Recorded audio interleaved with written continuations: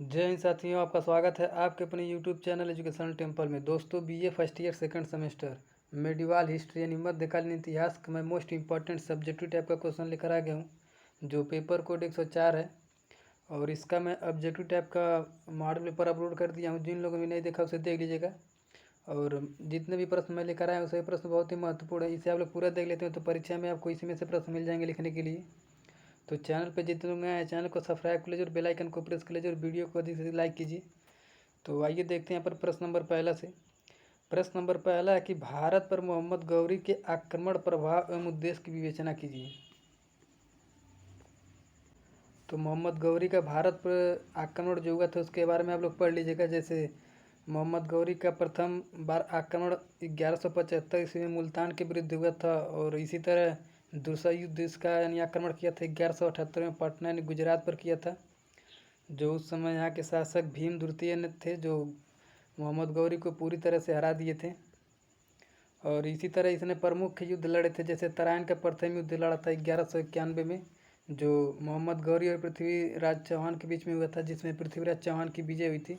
और इसी तरह इसने द्वितीय युद्ध मतलब तराइन का द्वितीय युद्ध 1192 ईस्वी में लड़ा था, जो मोहम्मद गौरी और पृथ्वीराज चौहान के बीच में हुई थी, जिसमें मोहम्मद गौरी का इसमें विजय हुआ था। तो इसी तरह इसमें प्रमुख युद्ध लड़े थे। और इसका प्रमुख उद्देश्य क्या था? तो इसका प्रमुख उद्देश्य था कि धन को इकट्ठा करने, धन लूटना और अपने धर्म का प्रचार करना।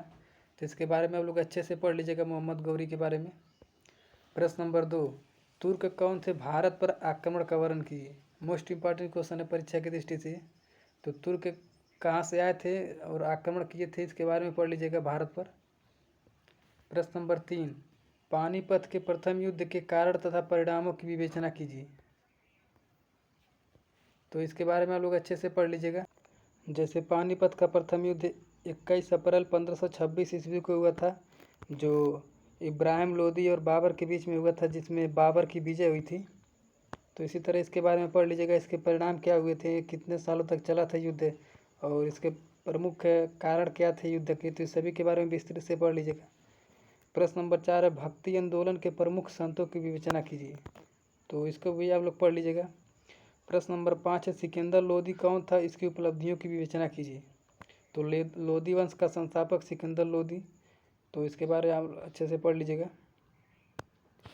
प्रश्न नंबर 6, अलाउद्दीन खिलजी की उपलब्धियों की वर्णन कीजिए। तो आप लोग खिलजी वंश के बारे में पढ़ लीजिएगा, जिसमें अलाउद्दीन खिलजी की उपलब्धियाँ जो है। प्रश्न नंबर 7, मोहम्मद बिन तुगलक पर टिप्पणी लिखिए। तो मोहम्मद बिन तुगलक के बारे में पढ़ लीजिएगा। और प्रश्न नंबर 8 है कि बाबर के आक्रमण के समय भारत की राजनीतिक स्थितियाँ की विवेचना कीजिए।